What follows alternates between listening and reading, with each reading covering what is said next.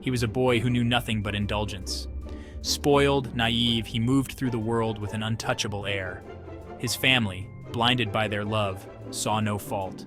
He was our sun, and we, his ever-orbiting planets. He never learned the value of a hard-earned victory. Effort was a foreign concept, replaced by an entitled expectation. He mistook this indulgence for love, this entitlement for respect. His world was a stage, and everyone else merely players in his self-absorbed play.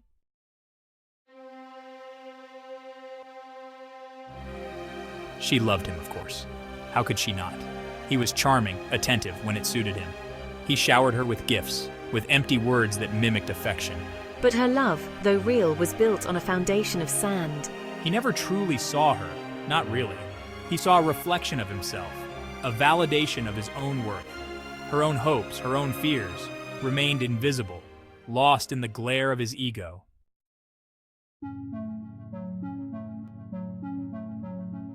He wished for a world molded in his image, a world where effort was unnecessary, where his desires manifested with a snap of his fingers. The universe, in all its infinite wisdom, listened. Perhaps it was a test, a cosmic lesson waiting to unfold.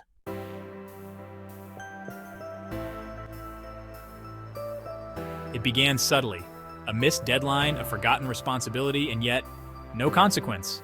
The world seemed to shrug, to adjust, to accommodate his failings. But soon the changes became more pronounced. Debts vanished, opportunities fell into my lap like ripe fruit from a tree. His casual disregard for responsibility was met not with reprimands, but with rewards. He saw only the outward manifestations, the fulfillment of his desires, and reveled in the ease of it all.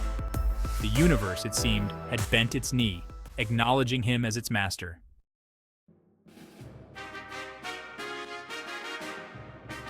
Success, once a distant aspiration, became his constant companion. Job offers arrived unsolicited, promotions materialized overnight. My ideas, shallow and ill-conceived, were hailed as strokes of genius. The universe, it seemed, had become my personal PR agent, spinning a narrative of brilliance around my every move. My ego, already inflated, swelled to unimaginable proportions, fueled by the universe's relentless validation. I had achieved everything I thought I desired, and yet a seed of discontent began to sprout in the barren landscape of my soul.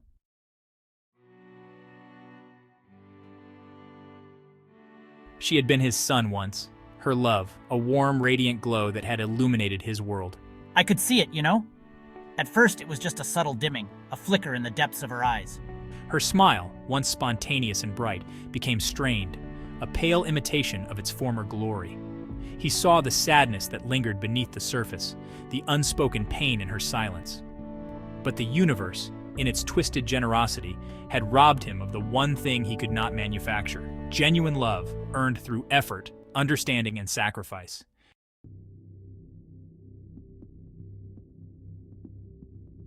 His family, once a source of unconditional love and support, became strangers in their own home.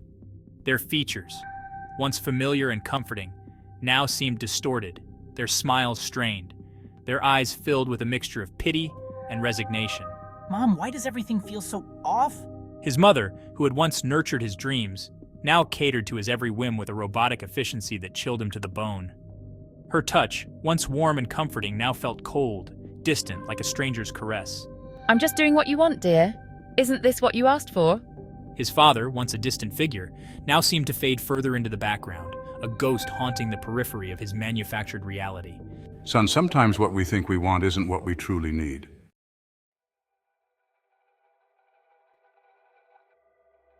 He had everything he had ever desired: wealth, success, a life free from worry and strife, and yet, as he surveyed his kingdom of one, he felt a profound sense of emptiness, a hollowness that gnawed at his soul. Why does it all feel so meaningless? His achievements felt meaningless, his possessions devoid of joy. He was surrounded by abundance, yet starved for something real, something true, something that transcended the superficiality of his manufactured existence. I thought this was what I wanted. Why am I so unhappy? The universe, in its infinite wisdom, had granted him his wish, but in doing so, had revealed a truth far more profound than he could have imagined. That true happiness, true fulfillment, cannot be granted, only earned.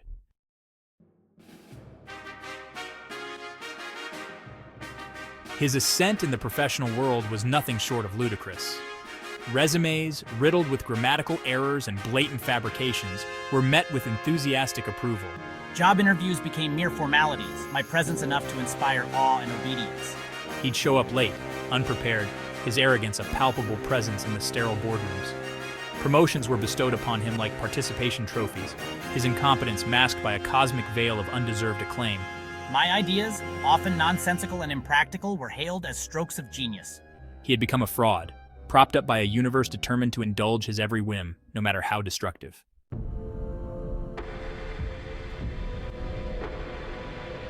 The world had transformed into a canvas painted solely for his pleasure. The mundane inconveniences that plagued ordinary mortals ceased to exist for him.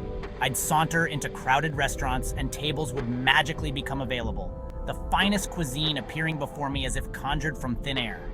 He'd travel the world, effortlessly bypassing customs and security, his every need anticipated and met with unsettling precision. I existed in a bubble of manufactured perfection, insulated from the realities of a world struggling to cope with my self-centered desires. And yet, amidst this symphony of orchestrated ease, a discordant note began to sound in the depths of his soul.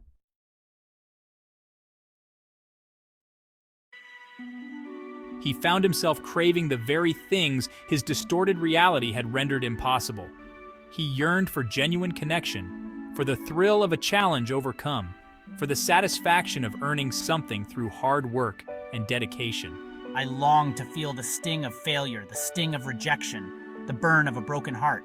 He craved these experiences not out of masochism, but out of a desperate need to feel something, anything, that would remind him that he was still human. He tried to inject chaos into his meticulously ordered life. But the universe, in its relentless pursuit of my happiness, thwarted my every attempt at self-sabotage.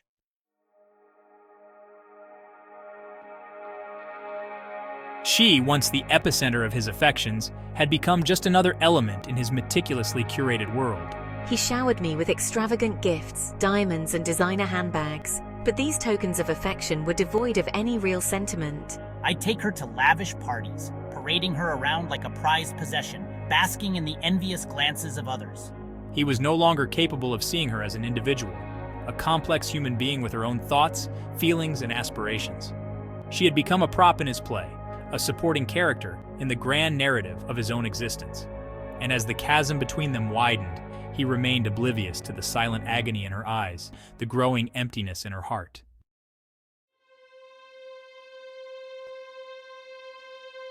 A seed of doubt, tiny and fragile, began to sprout in the barren wasteland of his soul. At first, it was just a whisper, a fleeting moment of unease that he quickly dismissed as a byproduct of his own relentless pursuit of pleasure.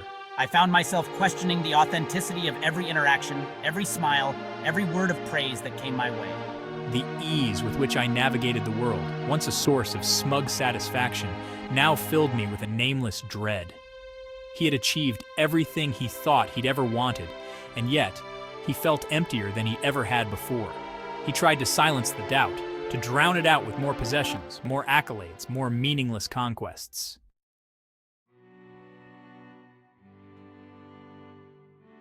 Her touch, once a source of comfort and reassurance, now felt cold, distant, like a stranger's caress. I longed for her to fight back, to challenge me, to remind me of the man I once was, the man she had fallen in love with.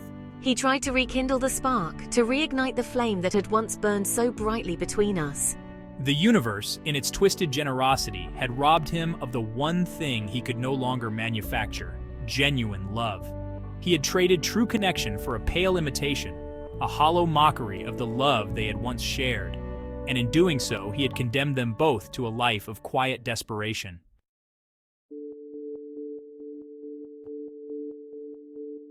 Family gatherings, once a source of warmth and laughter, had transformed into grotesque parodies of their former selves.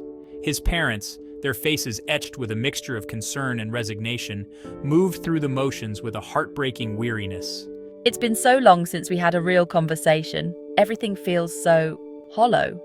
I don't even know what to say anymore. It's like we're strangers living under the same roof.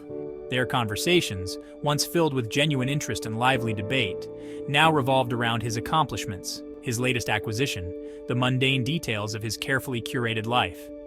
He would regale them with tales of his effortless successes, his voice devoid of any real enthusiasm, while they listened with feigned interest, their eyes betraying a deep, unspoken sadness. So, I just closed another deal today. It was, pretty easy, actually. He had become a stranger in his own home, an object of pity and bewilderment. The very people who had once loved him unconditionally now treated him with a deference that bordered on fear. He had become a gilded cage, a prisoner of his own making. Why does everything feel so empty? Why can't I feel anything anymore?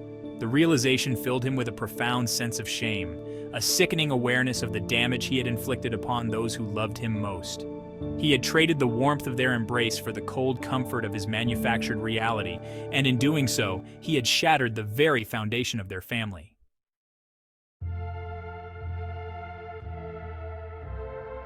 He found himself standing at the edge of an abyss, a bottomless chasm of his own creation. The world stretched out before him, a vast and empty canvas, devoid of meaning or purpose. The things that had once brought him joy, possessions, accolades, the adoration of strangers, now held no allure. I've got everything I thought I wanted, but why do I feel so lost? He had achieved everything he thought he'd ever wanted, and yet he had never felt so utterly and completely lost.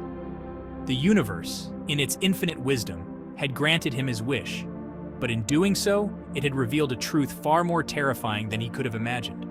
True happiness, true fulfillment could not be granted, only earned. Is this really all there is? Is this what I traded everything for? And in earning it, we discover the true meaning of life, the beauty of connection, the transformative power of love, the bittersweet symphony of joy and sorrow that makes us human.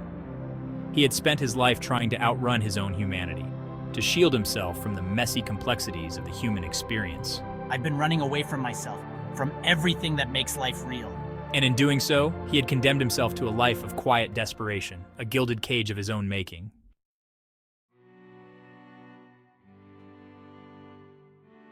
The weight of his arrogance, once a shield against the complexities of the world, now pressed down on him with the force of 1,000 suns.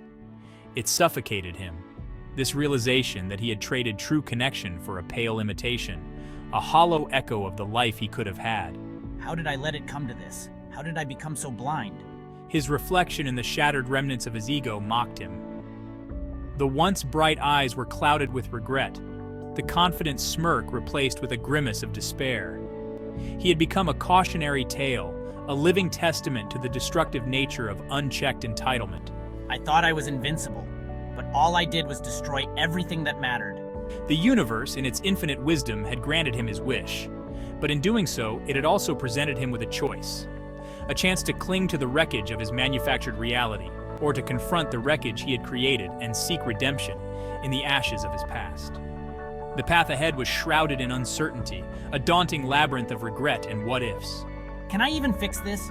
Is there a way back from here? But somewhere, in the depths of his despair, a flicker of hope ignited.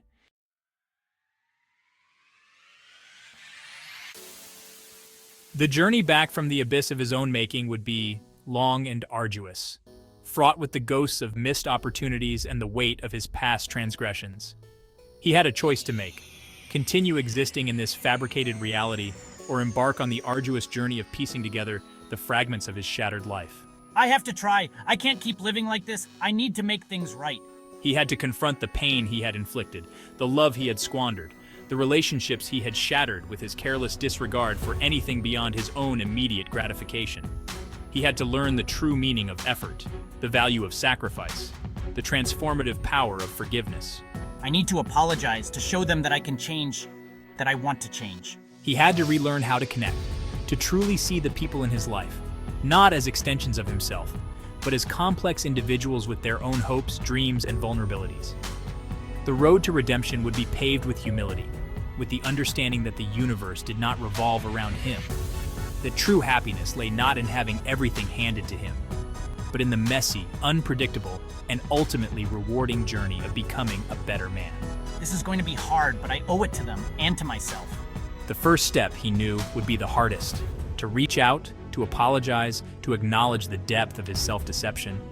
But as he took a tentative step forward, the weight on his chest seemed to lift ever so slightly, replaced by a glimmer of hope, a flicker of recognition in the eyes of those he had wronged. The journey back to himself had begun.